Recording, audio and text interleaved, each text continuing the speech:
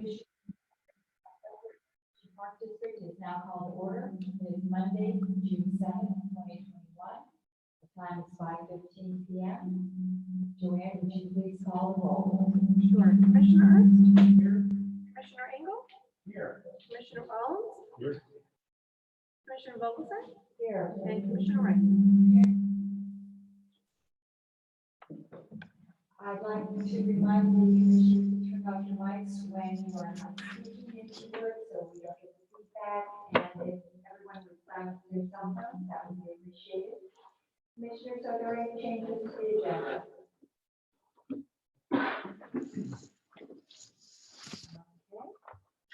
It's now time for public requests, and I'd like to welcome everybody. It's been a long time, and it's really good to see everybody.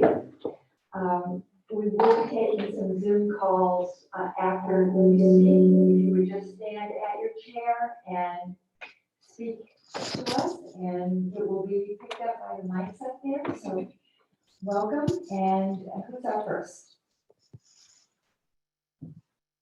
I'll go first. I'm going to read so I don't forget anything. Good evening, commissioners. I am Raul Travieso, and I live at 1037 West Royal Palm Road. It's strange talking to you in person, and it's really weird not being in my pajamas. As the USA Pickleball Ambassador of Boca Raton, I would like to thank the Commission for its ongoing support.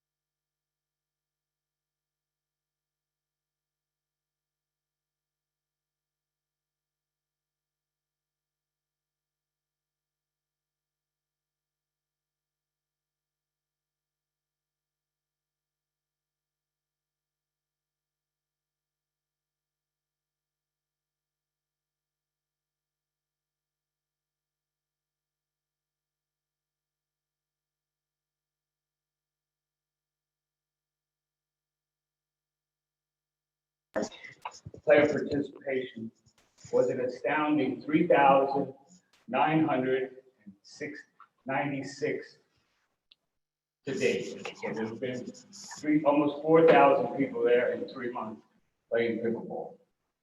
Lessons and clinics are held twice a week by the city's professional staff, and each and every class is full. The commission should be proud of its contribution to the health and wellness of our community. I'm speaking today to respectfully and humbly remind the commission that we must not stop now. Although we have made progress in the city, the demand for pickleball continues to far exceed the availability of courts. With the presence of 6 courts, the ability to have reserve courts, open play, lessons, and league play is severely limited. Accordingly, we are asking the commission to consider funding for 12 additional pickleball courts at Patrick Park. We are keenly aware that these budgetary requests take careful consideration, take time, planning, and money. However, the commission may find that the timing is right, since the additional courts can be constructed during the planned and scheduled expansion and resurfacing project at the tennis center. Boca's rapidly growing pickleball community is committed to working with the Greater Boca Raton Beach and Parks District and the City Council to promote and to expand pickleball, and our volunteers are eager to help with any future programs. Again, we greatly appreciate the Commission's ongoing support. We are hopeful that each of you will recognize the need for 12 more courts at Patrick Tennis Center when it's time to expand and resurface those courts. Thank you. Thank you, Raul. Who else would like to speak, Tom? Hi, everybody. Rick Hurd, 285 Northeast Spanish Court. It's really great to see everyone in person. I too wrote my comments as usual. On Saturday, I visited with my 90-year-old neighbor, who was a longtime member of Boca Chica. And he asked me, what's happening with the property? Are they going to rebuild the golf course? It used to be magnificent. And so I had to think very carefully. My answer to him required me to think about what's likely to happen. I'm not really comfortable with my answer to him, and I'd rather not believe it, but here's what I said. I said, nothing's happening right now. I don't think they will build an executive golf course, even though hundreds of golfers and area residents want it. The city thinks the Boca Country Club will be the answer to Boca's golf community, and they're ignoring the hundreds of people who play 30,000 rounds per year on the executive golf course.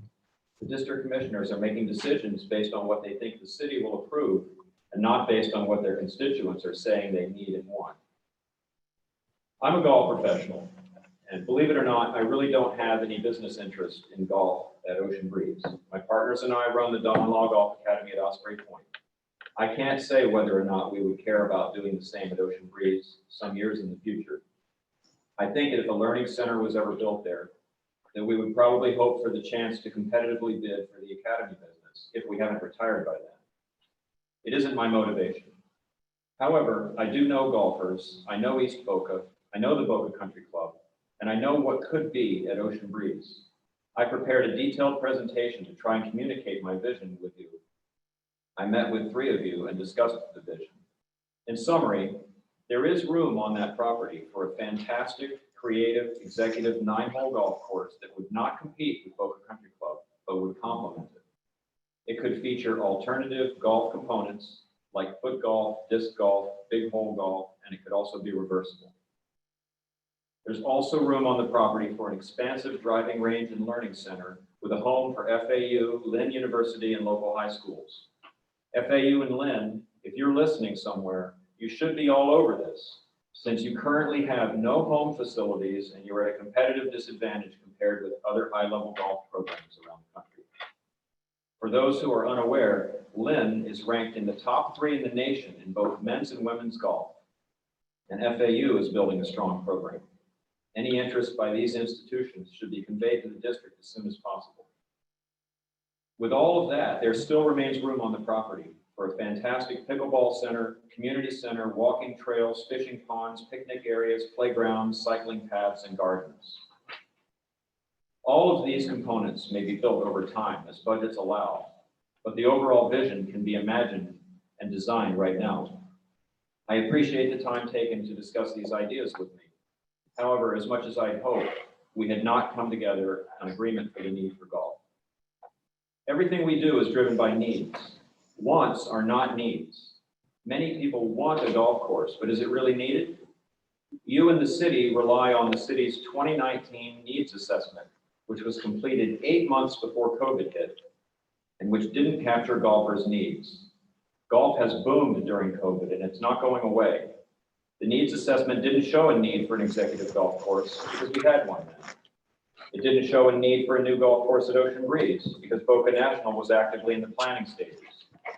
Times have changed, and the needs assessment is now irrelevant for this purpose. I've said it at every meeting, and I'll say it again. Boca Country Club is wonderful, but it will not meet executive golfers' needs. You have the land and the customer base to support a great executive golf course and practice range that would complement Boca Country Club. Our golfers need an executive course. East Boca needs an executive course. And yes, Boca Chica both needs and deserves golf. Ironically, my name is heard. And what I want is for our voices to be heard. But I guess we, and by we, I mean the collective golf community, have not spoken loudly enough.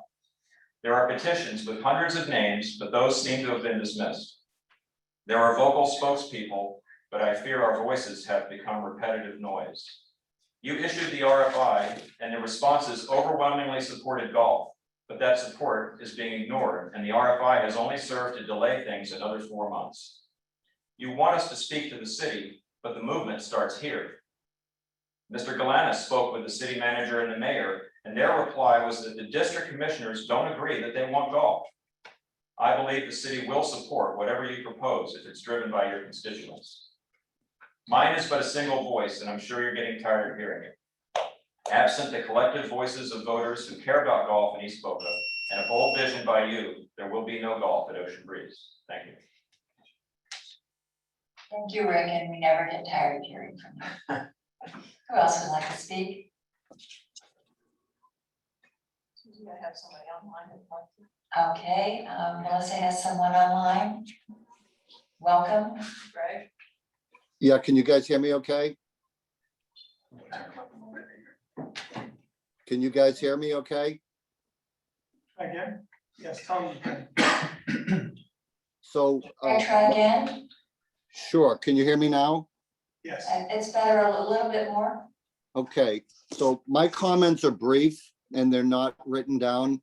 The golfers have been with you guys for over 3 years and have supported you every step of the way. It's very disheartening to hear that there's no support for golf at the city level. This is not true. As you probably know, we are a strong city manager run city. Recently, I called the city manager and met with his entire leadership team. And they assured me that whatever you guys decide that you want to do, they will support it. They had no opinion and no feeling about you guys going with golf. They were confused that you guys weren't all on the same page. When I hear Beach and Parks commissioners say that the city may have interest in alternative golf concepts, I don't know what that means. What are alternative golf concepts and who is demanding it besides a city council person or two? I don't understand this. You guys have abandoned the golfers. You've abandoned your constituents. You're not listening to the community.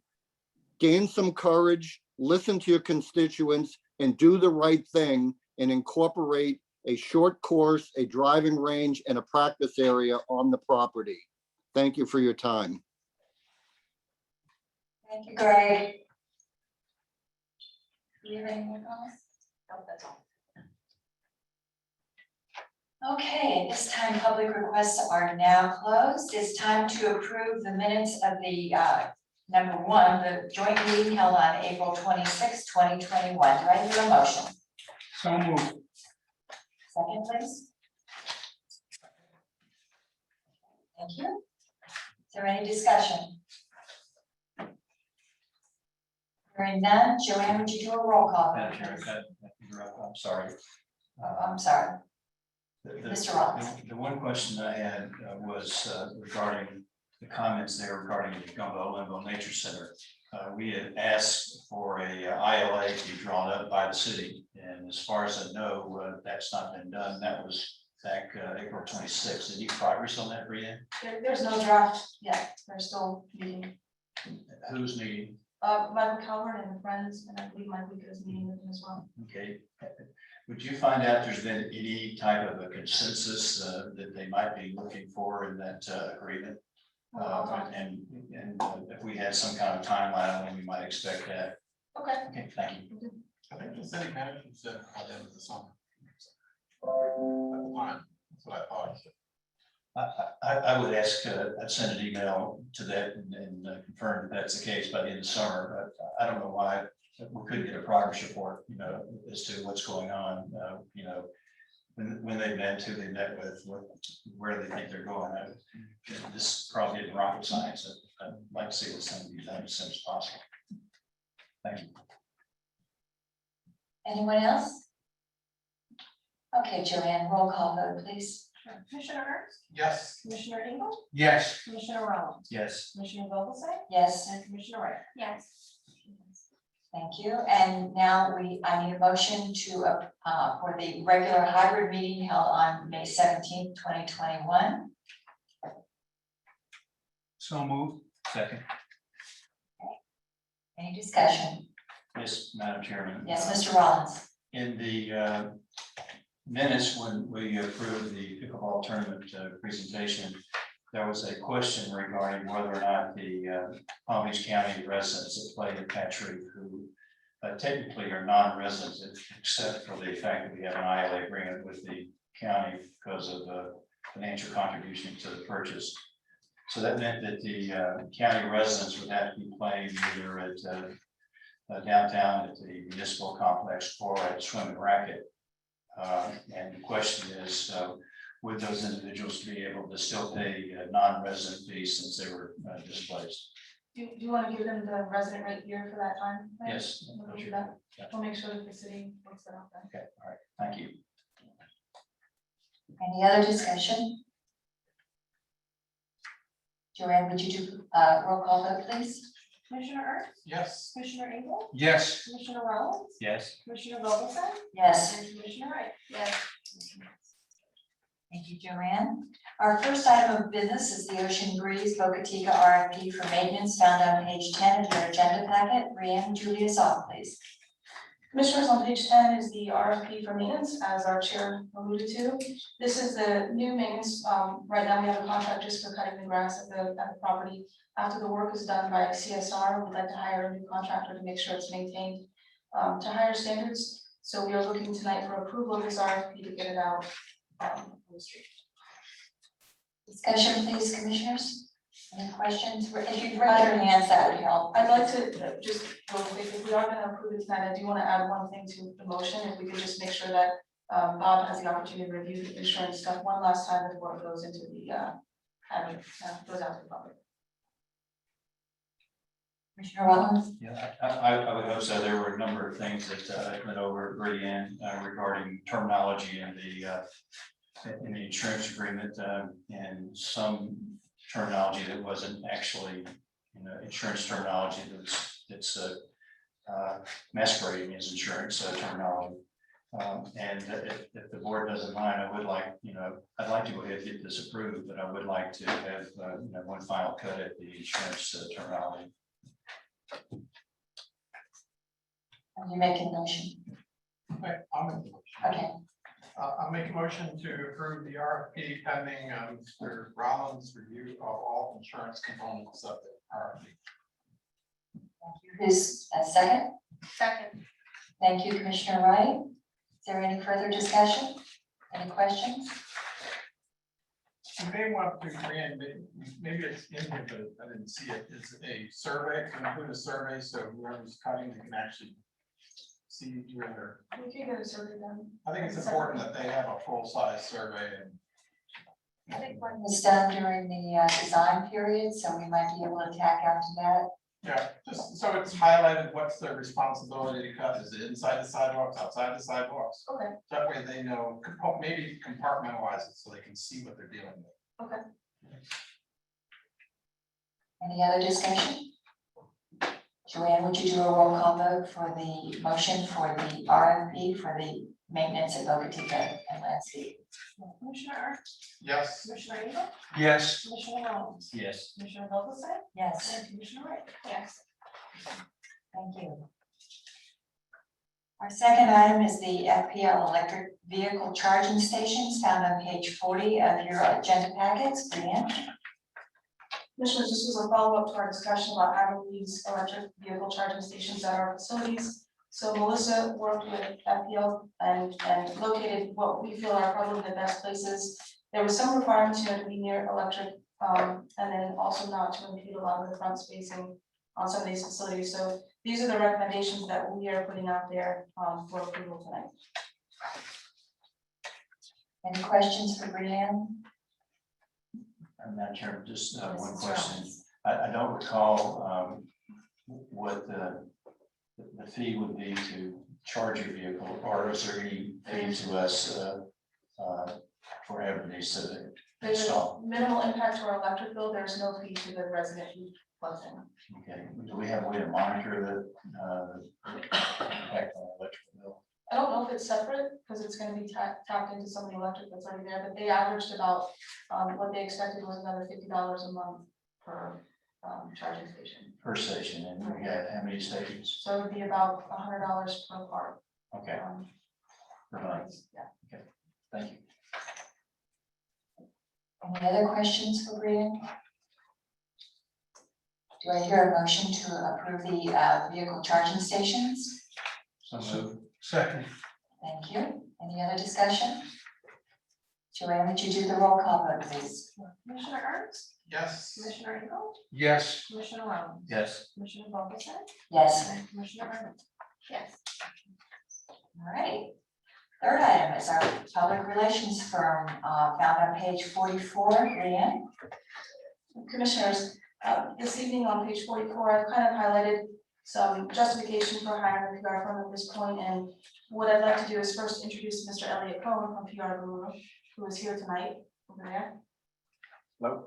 He's here, he can answer any questions that you may have, but what I'd like to do tonight is just seek approval. Let's see who's gonna ask this one. Approval of this contract that piggybacks off the South Miami contract. Mr. Rollins?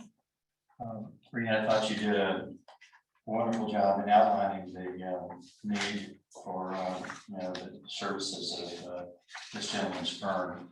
And I know that we made an attempt at this some time ago, but shut it down because the work was perceived as expensive. The public relations firm that we recommended that we were interviewing. I think this lays it out pretty well. The one question I want to be sure of is that the South Miami Beaches contract expires in November, and we're tucked in on their contract. So what will happen if they elect not to renew? Would that actually terminate our agreement, or do you know? Yes, we would have to go out for an RFP at that point. Do we know, have we talked to them about how they are satisfied with the services? Yes, yes, Okay, and that was an affirmative? yes. Okay, thank you, ma'am. Do you have any other questions for either Mr. Cohen or for Brianne? Welcome, Mr. Cohen. Thank you. Okay. I'd like to have a motion to approve the public relations firm PR Guru. So moved. And a second, please. Thank you, Mr. Rollins. Any other discussion? Joanne, would you do a roll call vote, please? Commissioner Ernst, Yes. Commissioner Engel, Yes. Commissioner Rollins, Yes. Commissioner Vogelsett, Yes, Commissioner Arnold. Yes. welcome. Thank you. Okay, item number 4 is the audit committee approval for the Florida statute 218.391 found on page 73 of your agenda packet.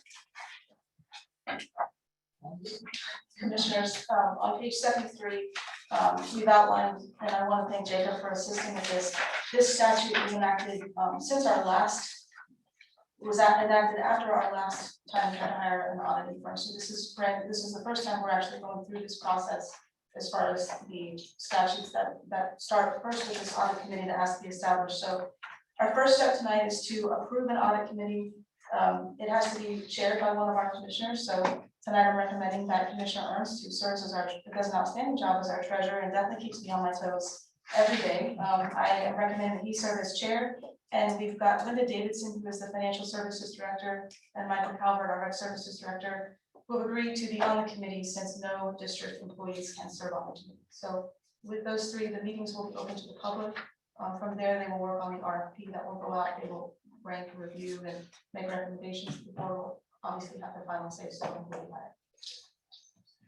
Just so the public knows that the reason we can't have more than one commissioner is for sunshine law reasons. So I think it's a great suggestion to have the treasurer, who has been doing an excellent job for so many years, as the chairman of this committee. Do I hear a motion? So moved. Thank you. A second, please. Second. Thank you. You have some discussion. Thank you, Mr. Rollins.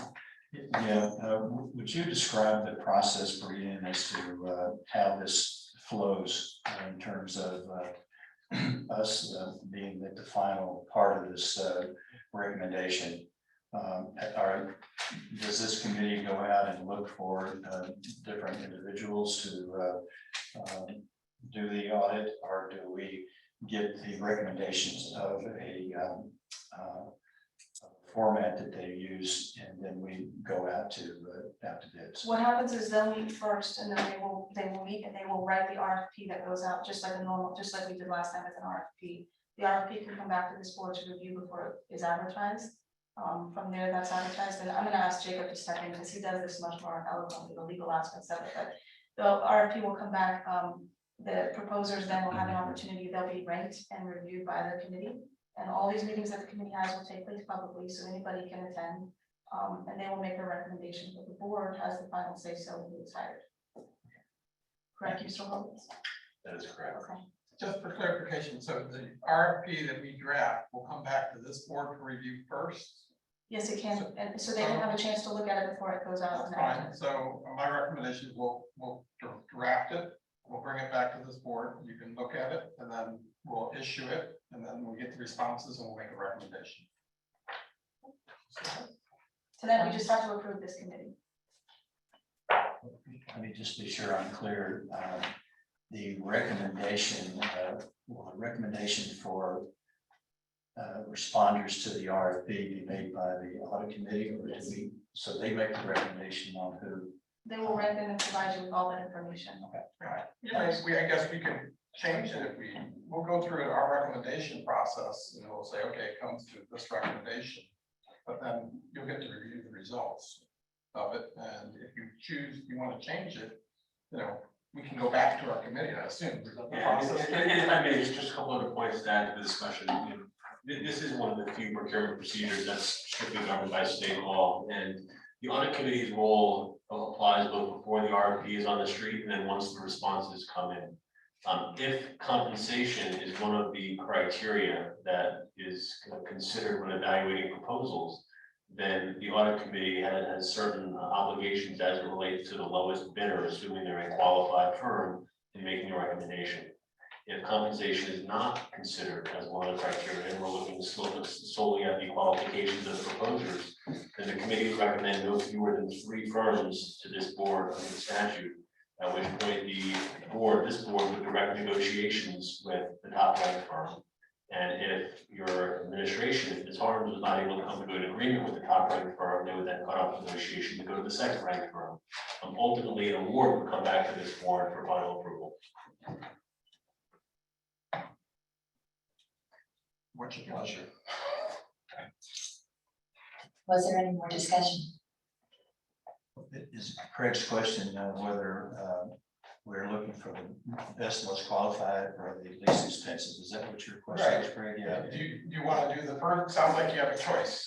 You can do either or, and then it takes you down different paths. But either way, on the latter path, you'll have the option to pick one of the 3. The first option, if we go on price, we're just going to pick the lowest bidder. Correct, although if for some reason the lowest bidder is found to not be qualified, or there's some reason to go with option 2, who may not be the lowest bidder, but may be found to be the lowest responsible bidder, then as long as there's an articulated reason on the record as to why the board opted not to go with the lowest bidder, then there's a process to get to a second option. Okay. Well, that's kind of like almost any of our RFPs. Similar. Yeah. Similar. Mrs. Ryan. Typically, when we're engaging in something like this, we're looking for the most qualified, Jake, and then we try to negotiate a price with that firm. And then if we're unable to reach a negotiable fee, then we go to the next person. That's pretty much what we've been doing through all of our RFPs that we've put out. Is that typical with the way other organizations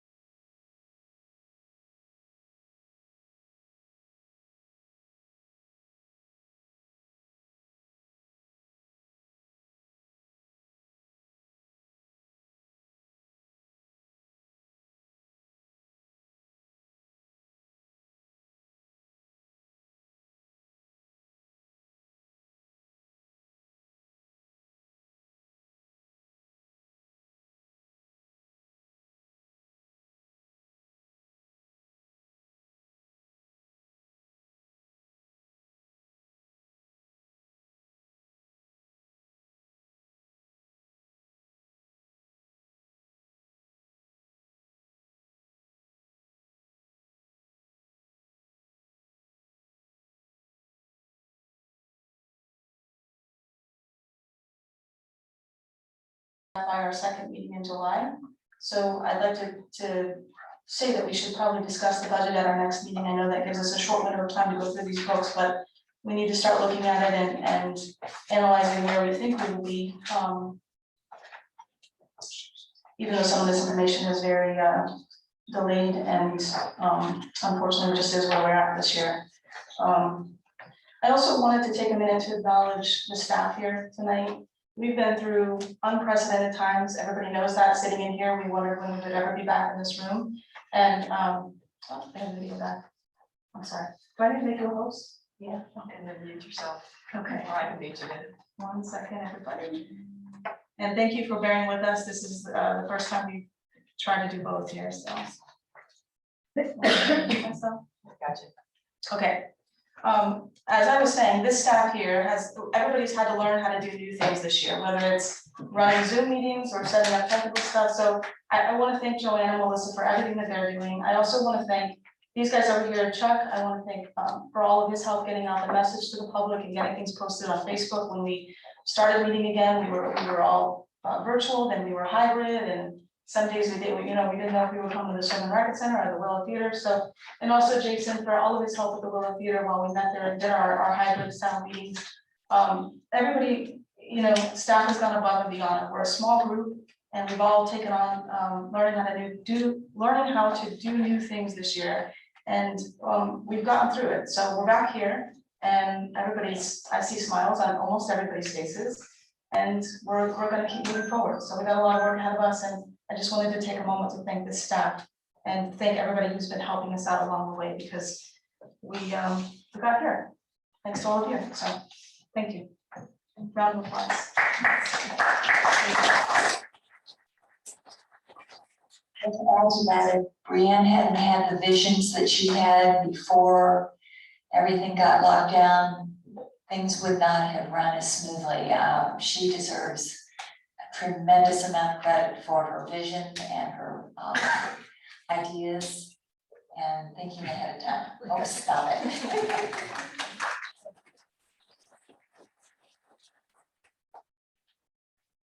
So, That's it.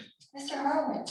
Thank you. I would only just echo Brian's comment. It's very nice to be here with you all. I don't have anything else to report this evening. Thank you. Thank you.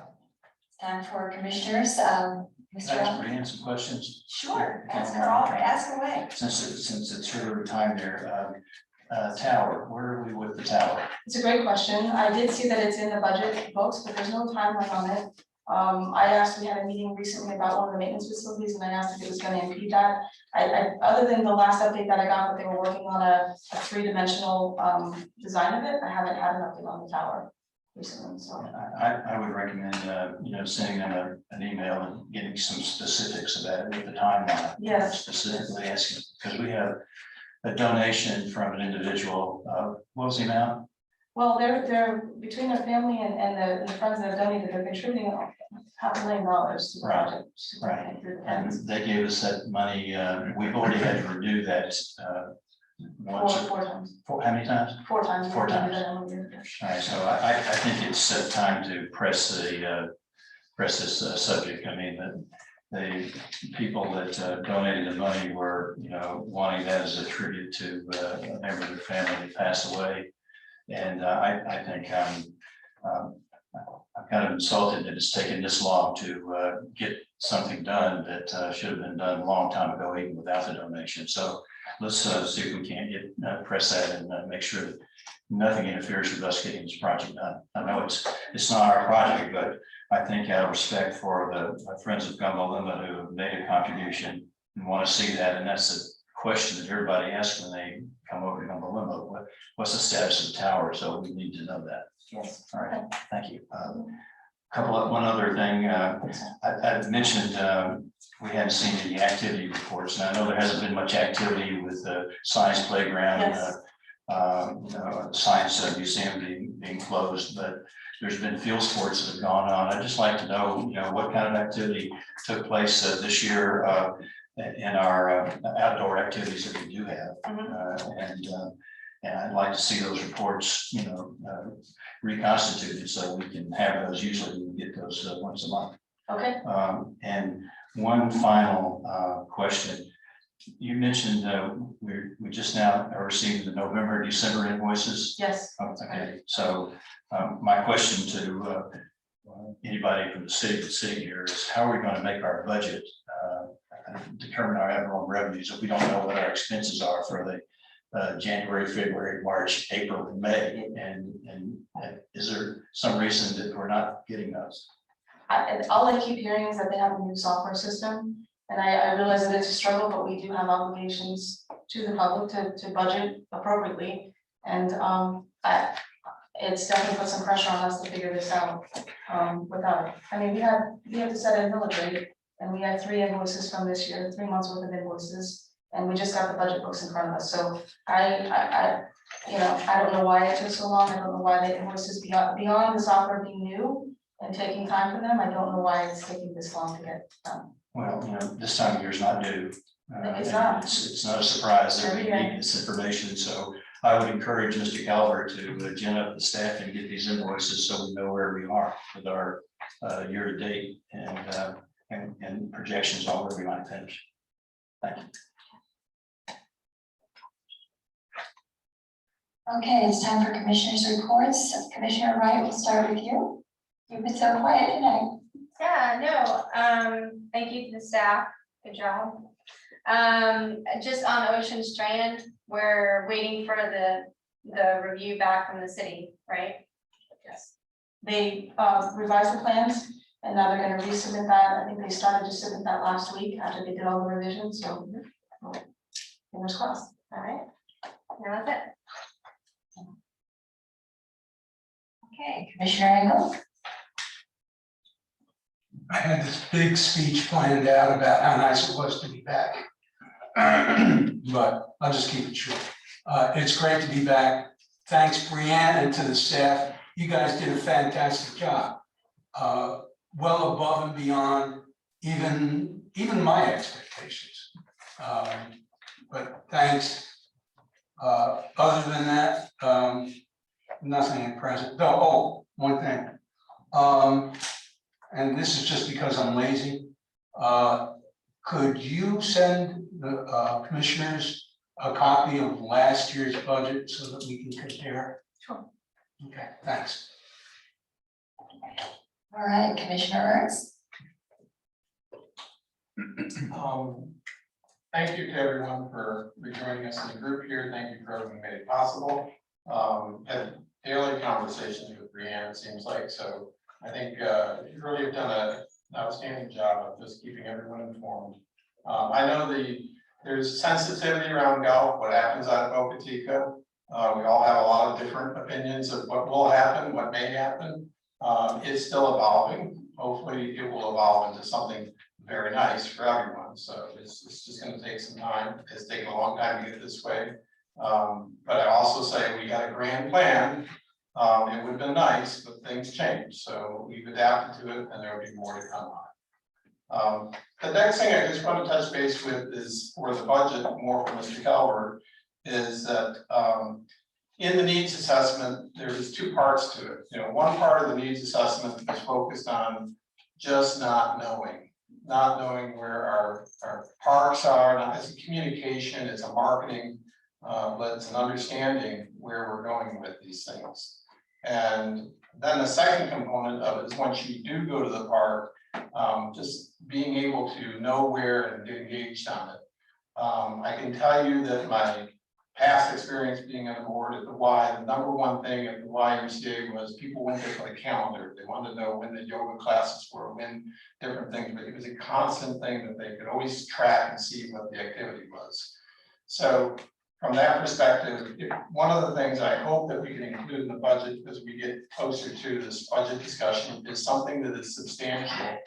For one, communicating and marketing what all our interconnectivity of the parks. 2, once you get them there, some of the recreation and redirecting them possibly to cater to different things, but it's more uniform. And then 3, something that they can sign up for in a reasonable fashion, that they can self-serve, do it themselves. And I say that in the sense that recently I signed my son up for Boca Mantis, and I'm delighted that they could finally go back in the pool. But it just brought back memories of how you could sign up at Como Limbo, how you could do different things. And to be, quite frankly, it is very difficult. And that's just an outdated software, and we can do better. This is Boca. And my challenge would be is, what do you need, Mr. Calvert, to do this? Other than doing it yourself in-house, can we use a third party? And to gain my fellow colleagues' support to press forward with a proper, website that covers all the parks, because people really don't care if it's the city or the district. And then number two, what recreation activities there are, make it a little bit more uniform, and then the sign up, the interconnectivity with the city. And I think it really should be a priority, and it's an easy one for us. It's not capital, it's not buying a piece of property, not building a piece of property. It's something that we can outsource to a third party. And I think we can get it done together, but help the city along with it. In the sense that we can start it with them as long as they are heavily involved in it, and they can run it and take it over, but we really do need to do that for residents. So if I can open the floor to Mr. Calvert, I don't know if he has anything to add to that or wants to. Please, Michael. Sure. Well, good evening, commissioners. For the record, Michael Calvert, your Parks and Recreation Services Director. This is a complicated question with a not so easy answer.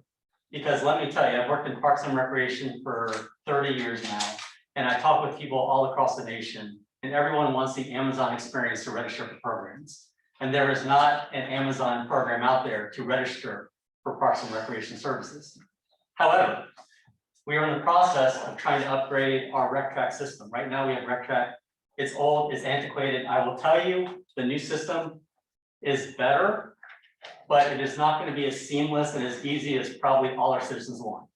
Because I hear that from our citizens and people that sign up and run recreation programs all across the nation. That is probably one of the largest questions we get on our forum boards. What are you guys using to register people, and is there a decent program out there? There really isn't. Now, I will tell you, the upgrade to the new RecTrack has been pushed back because of the financial services system, which is holding everything up. And to answer your previous question, Commissioner Rollins, I will again call our financial services manager and director, Linda Davison, tomorrow morning and ask her to please push those invoices forward. I ask, not even after every one of your meetings, I ask pretty much every 3 or 4 days, because I know Brianne wants a budget, and I too want to find out exactly where we are to the penny. Now, saying that, I believe that we are on track and we're not over budget at all. Getting back to your question, Mr. Ernst. One of the things that we're looking at doing, and actually we had a meeting 1 or 2 weeks ago, is looking at wayfinding throughout our entire city, throughout our park system. However, we're going to start at our Barrier Island Park. So finding a way to easily navigate between, I would say, the pavilion south all the way up through Spanish River Park, and finding a way so people can walk from one park to the other, navigate where our amenities are, and also just have a sense of when they enter a park, where do they go to do what they want to do. That's the first step. I think after that, we expanded and we look at our other parks. I'm just like, I'm a resident just like you guys are. I drive into our parks. I want to make sure when I drive in, I know where's the playground, where are the fields, where can I park, where's the field house, so on and so forth. One final thing to answer your question. As you'll see from reading your budget, I did not add any net new positions to the Beach and Park District's budget. I will tell you, my first priority to our city manager is a marketing position, just like it was outlaid in the needs assessment. Will I get that position? I don't know. However, I have asked for that position every year I've been here as my #1 priority. We are woefully underfunded when it comes to marketing. And I think that together and working with Brianne, we've done some pretty great things. We'll continue to do great things. However, again, my top priority is to get that position to help us all work together so more people know what's in our parks and the programs that we have to serve our community. I'll stand back for questions. Thank you, Michael. Commissioners, do you have any questions for Mr. Calvert? Yeah, Mr. Rollins? I do. Michael, thanks for, good to see you. It's good to see you in person as well as everyone else in present. I had the opportunity to last Monday, my wife pulled me over to Spanish River, and I parked at the library parking lot and walked the trail around the lake. went into Pond Hawk. Is Pond Hawk a county park or? It is. It is? It's a county nature preserve. Okay, well, Brianne has some questions for you as to who we might suggest some improvements to that area.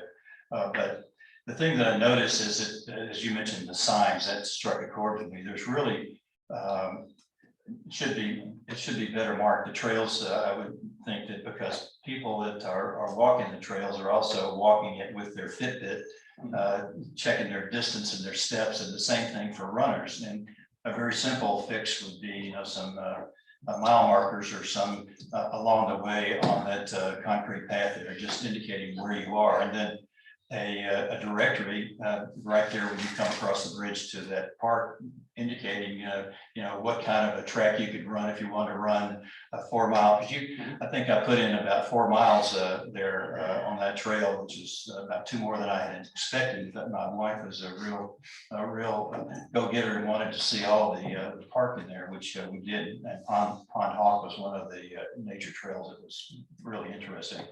But I think having some better signage and the other thing I noted was that one fitness station that had been put over there where you had the blue tarp and you have some exercise equipment there.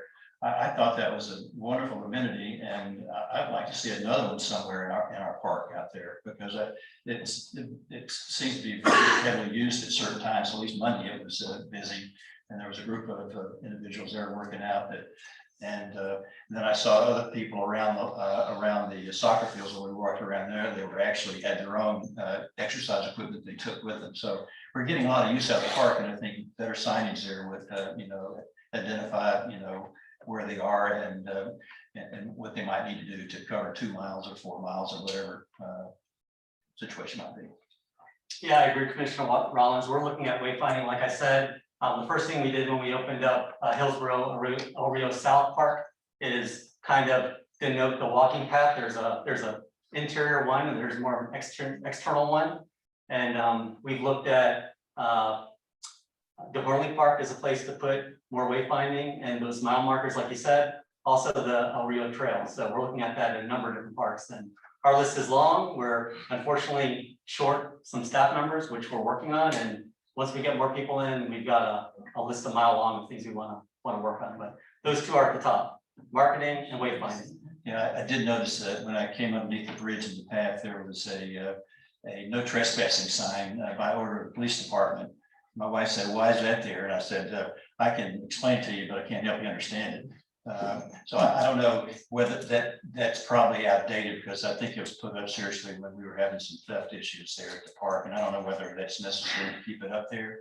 There were some issues with homeless people out there, and I think it was put up from the police department. And when we've asked them sometimes to take it down, it depends on their mood that day, if they think we should leave it up or take it down. But I know by putting a sign up and leaving it up, they have the ability to ask people to leave if need be during the day when the parks are open. Reasonable enough. All right, thank you. Does anyone else have your question, Mr. Calvert? Well, one consideration, I passed on to Brianne, I think the city manager, a third party created a website about Boca. And it started really with an aerial visual of Boca Raton and Delray. And to be honest with you, it was very impressive. And what's nice about that was it went through our parks. And it was just kind of a south border. It looked like they were moving up the state and doing different areas.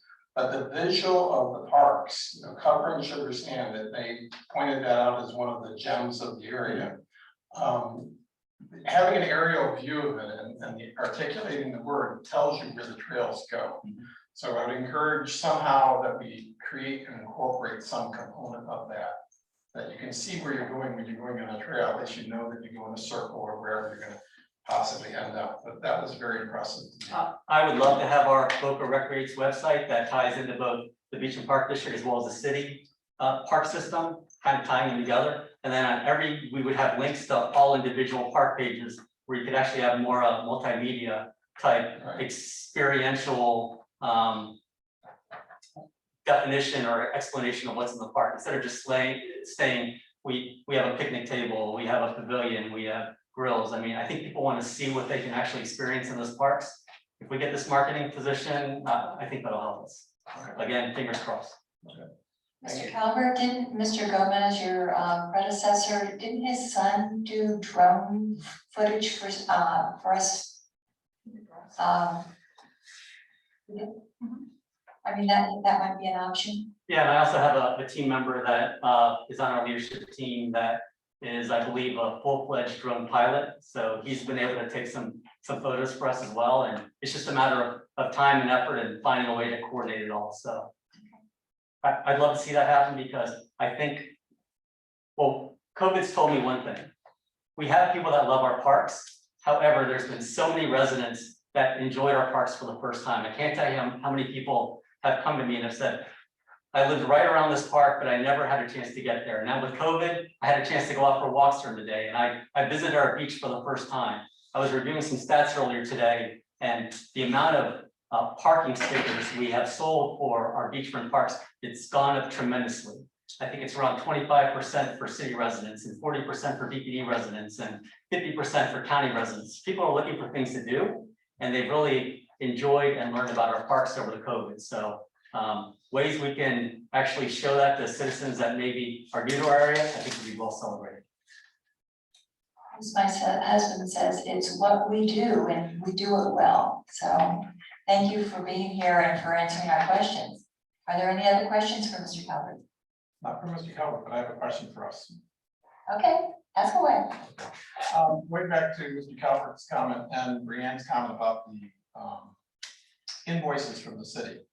And it really goes to the experience group of this, Mr. Ingram and Mr. Rollins. Would you consider an estimated, so we budget or an estimated invoice so that it was trued up? You know, I feel that, you know, maybe we should, I hate to have holding back all this money until the end, which is nice to get the final invoice, but it's very difficult for all of us. And I think it would benefit, you know, all parties that we're gonna pay them anyway. Should we just go to kind of a monthly schedule? We know what the budget is estimated, where we could, you know, work out something with the city to give an estimate and then have a true up, you know, as soon as practical in the following month or something like that. Because ever since I've been on this commission, it seems like they come in, you know, all over the place. It's very, it's sometimes it's a month later, sometimes it's 3 months, sometimes it's 4 months, and now it's 6 months. So just a thought, is there any appetite for that? Just to kind of get a proposal on the table. I'm not ready to let them up off the mat. You know, because the true up sometimes, you know, if it takes as long as what it's taken to get invoices, you know, we'll be December getting the true up. Yeah. I think it with the new system that they've got, maybe that's part of the hold up. And you know, an invoice being you know, monthly, I think is too long. I think we should, you know, I know it's a mammoth job, and I'm sure the accounting works very hard to try to get this done. But I don't think I want to do an estimate. But I'd rather see where we are if we go along a lot sooner. And in years past, we have been able to get those invoices. I think this is unusual, and it could be pandemic related. I'll make that excuse. That in a new accounting system, perhaps that's it. But and if it next year we have the same problem, I might consider it with a proper explanation from the city. So if it's necessary, that's just my feeling. Sorry. Mr. Ingram? Yeah, I concur with Commissioner Rollins. We really, yeah, I don't see that doing a projection of the true up would work. I think we'd end up in the same position because if the city's having a problem invoicing us, I think they'll also have a problem with the true up. So we would get right back where we are. As much as it would be nice to have, I don't see the benefit in asking for it at this point. Commissioner White? I mean, I think we know what the estimate kind of is anyway, in terms of what the numbers are. So, I mean, I think I agree with Bob on this one. Well, one of the things that would happen is it would double up the work for our staff. And looking at the true up first, and then when they finally get the final bill, then here we go, they have to go through this all again, and that's gonna double up their work and possibly create a need for another staff member. We don't need that, they're doing an excellent job. It's, I think, I agree with Bob. But thank you for the suggestion. Okay. Mr. Rollins? Oh, thank you, Madam Chairman. I have a number of different things to run past you, and I did talk to our council about making one comment because it's related to old business, and I'm not asking for a motion on any of this, but I just wanted this get a couple of ideas out there. Jake, if I go too far, I expect you to reel me in if you don't mind. I'll start with our favorite topic. My wife and I went back to, actually went to church Sunday for the first time in a year. And the first question I get asked after church is, what's going on with the golf course? And I'm sure everyone else has heard that same question. Anthony Greco, who's connected with ProLink Sport, I think some of you may know Anthony. I think he's associated with the senior tournament that's at Broken Sound, and threw out some suggestions about what we could do, and pointed out what's going on in the golf business with this new golf course up at I guess around Forest Hill. It used to be a golf course that's been dormant and has gone to seed. And I think I'll say Gil Hans is working on turning that into back into a golf course.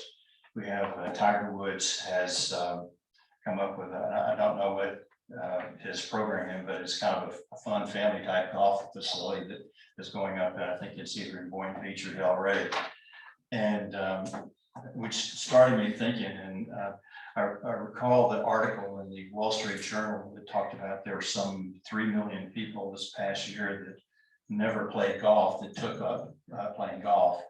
And there were over 500,000 more individuals who have been playing golf who come out and actually played golf this past year. With Ocean Breeze, Greg Delanis and Rick Hurd have spoke passionately about us having a golfing facility at Ocean Breeze. I think Rick also mentioned the RFI that we did that we sent out, and with pretty good results as to what people would like to see in Ocean Breeze. The survey came back as the #1 item was golf. We're going from, with the sale of Boca Municipal, we're going from 27 holes down to 18 holes. I know I've heard Rick Hurd's comments about Boca Country Club. I think Greg has mentioned some comments about Boca Country Club, about the golf facility there. I think it's going to be a challenge to some of the municipal players. I played it. It's a nice course. I think right now it's in pretty bad condition. It's going to take a lot of money to bring that back to Boca conditions. But the one thing that I have seen is and have played on this is what they call an alternative golf course. Greg didn't know the term, but and I think I've mentioned it at our last meeting. It's a par 62 course that's located on 55 acres in West Boca. Has 10 par 3s and 8 par 4s. Challenging enough. And it gave me my golf fix, and I finished that in just a little over 2 hours. Time being an issue with a lot of the millennials that would like to play golf, but they don't want to tie up 4.5 to 5 hours with a golf. Whereas if you had a alternative golf facility, I think from what I understand, that's going to attract a few different golfers that you might otherwise not get if you had just an executive course. Red Reef is not an executive course. It's almost a pitch and putt because it's par 3s. I think there's 1 or 2 par 4s. Just doesn't get the job done in my opinion. I don't know where we're gonna go with Ocean Breeze. I know we have the 212 acres of, to work with as a palette. When I had coffee with Andy Thompson, Andy asked me, what are our plans for Ocean Breeze? And I said, well, they're all over the place, you know, it's like, some days it's like drinking water from a fire hose because of all the ideas that come out. And he said, well, I just need to know, kind of following up with what was said earlier about the mayor and the city manager saying that, you know, they would support whatever we want to put over there on the West Course. I think, and I have been a supporter of golf like the rest of you have when we had the big championship golf in mind. I personally want to have on our agenda next week, I want for us to do a little visioning. I think that we've had enough time to decide what we want to put over on this course. There's plenty of room for the other activities that we want to have, whether it's an indoor tennis facility. I do believe that what we need to do is honor our commitment to the neighbors, to our commissioners, to the people who responded to these RFIs, the people who signed the petition. I really believe whether we go with a alternative golf course, whether we go with a par 3 golf course, I want to put that issue to bed one way or the other. I don't think there's any need to wait until we have a meeting with an architect. I think we need to tell them this is the idea that we really want to do. And in our next meeting, I'd like to have this on the agenda for discussion so that we can do some visioning, which Rick has said so often. Let's vision what we want to put over there. Lord knows we have had enough ideas. And I think part of our problem in this needs assessment is that people don't know what we have or where everything is. As Michael said, people are now just getting out and discovering what we have. I don't know whether we could put this course on a 55 acre or 75 acre, but I think that it's something that we need to put a stake in the ground and tell folks we are going to do it or we're not going to do that. The other issue, and this is, you may have to reel me in here, Jake. I also heard what Mr. Travios has said. I know that we've had people that in the past have talked about a public-private partnership and the issues that we have that we can't lease land.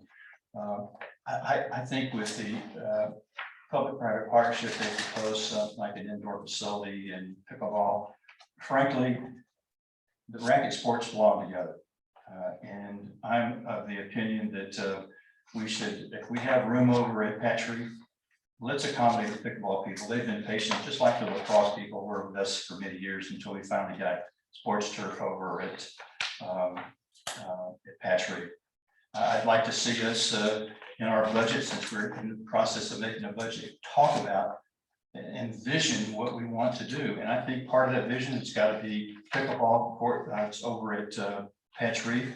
I think that part of that vision has got to say we're going to do golf of some sort over at Ocean Breeze. It doesn't have to be one or the other. It could be a combination of things that are entertaining to people, entice people to come back. As we go into our budget, I'm reminded of the fact that the city is looking at 62 million, I think is the last number I saw for the sale of Boki Municipal. With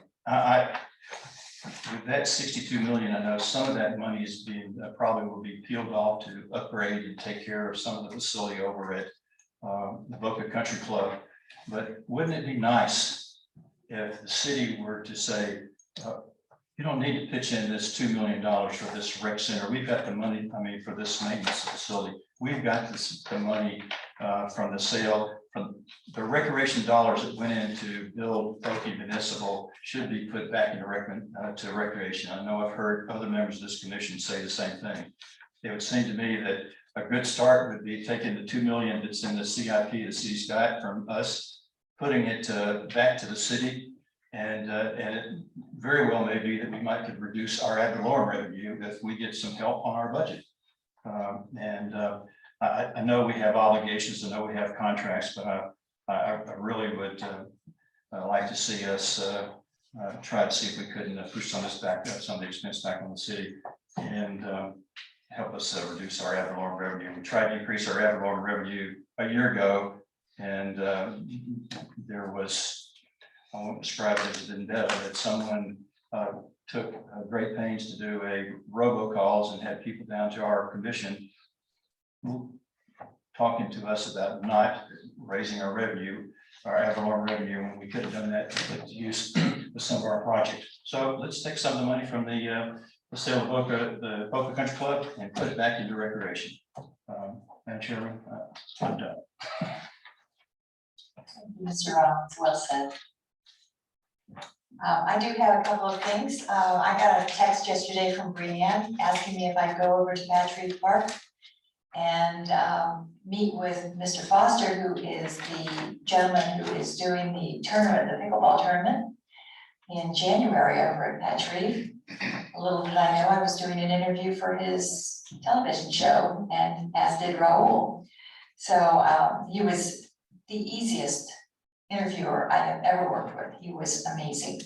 And I look forward to having the board assist in any way that we can with that tournament, because I think it's going to be a real interesting pickleball experience for all of us. I'm not a pickleball player, but he's getting me interested. So I'd like to thank Jason also for taking care of us over at the Willow Theater this last year. He and his staff did a great job.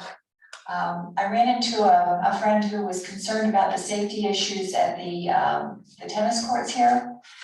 And Melissa is looking into that. I know it's in the budget for next year to resurface those courts and maybe put some more lights out there. We need to keep our tennis players and all of our community safe. So Melissa, if you continue to stay on top of that as you always have, that would be appreciated. And where are the pipes and pumping? How do we stand with that? It's a great question. I know there was a lot of pressure for us to get that approved so the city council could vote on that. It's actually on their agenda for tomorrow night to vote on, so. Moving along. Okay, well, we do have a future agenda item for the next meeting for Mr. Rollins. Is everybody in accord with that? Okay. Any other future agenda items? Yes, ma'am? Budget discussion. Of course, the budget. Kind of goes hand in hand. Yes, Craig. I want to come back to Mr. Rollins' statements here. Please do. And so I just keep us in perspective, and I think we all, want to have a vision of what's going on Boca Chica, and just, remind people what the process was. The first part of it was, a request for information, which turned out to give us some details about this, but not enough. And then we had a lot of people saying a heavy 230 some odd people use it as a forum to say, send in a letter saying they wanted it. I don't think that was a forum for it, but that's what they did. But the next step of it was when we met with the city council, there was this pushback, and as Aaron correctly pointed out, we don't have to vote in a unison group. We can come to a conclusion of whatever that is, and I think that's a fair statement. But what we did by going to the architect was to get a better feel for what we can do. And one thing in the conversation with Rick last week that was highlighted to me is there are distinct components of that park, the whole ocean breeze. And so it could be, broken up into, we see it as 2 pieces, but we keep talking about 212 pieces. It really could be 6 pieces. And some of that stuff could be in different components. Some of it could fit a alternative golf format. I'm not predisposed to anything, but whatever it is, I think it should be creative, and it should be very useful for recreation, and it should be more of a destination than not. I like the idea of racquetballs being with rackets, so swim and tennis center and pickleball, that makes sense. But I will also say, given what's going on at Patch Reef, For one, the tournament coming up, two, the success of the courts there. I think we should consider for this next budget cycle, either a conversion of 1 or 2 courts to meet that, which is really inexpensive relative to everything else that's going on, or building on 2 lighted courts. These are relatively inexpensive considering all the other things going on at the Ocean Breeze. But what I really was hoping for is that when we get our ideas and the visioning together for the using the architect and everything else, is that we would have more on the table for that joint discussion. Because the reality is we have a budget that we're gonna have to go back to. And I can tell you that budget is not gonna be the same as it was last year. It's just not practical. We reduced our rate, in the COVID spirit, just to not knowing what we were gonna spend. So we did what we thought was the right thing by taxpayers, just overall reduce our taxes. So this year, we need to go back to what we had the prior year. And let me remind everyone, we had some key assumptions in there. That one was the CRA 1.6 or 1.3 million was going away. Well, it's not going away. So that's, right now, it is still in our budget for the next few years, and we need to budget for it. And that's an additional item for us. And then if you throw on any other, additional items, I don't see it likely that we will have a flat tax like we want to have for everyone. And it's not for the golf course building it. And I think some of the pushback we got last time was we were building, we got a golf property and we anticipated building a nice golf course. And to be honest with you, I didn't think anything of it. I thought that was the right thing to do. It seemed very fair and reasonable. But we got attacked. We got ambushed for that reason. It's my Ambushes get turned. ambushed for that reason by everyone calling us cities, residents coming up. Fair enough. But you're right. There's 64 million coming into the city. That's not our money. They're the city's the one who emptied up the money for it. They're the ones who are benefiting from it. Although I can tell you this, my neighbor just sold their home. What we have is gold. That's the best thing we have is what we went there for.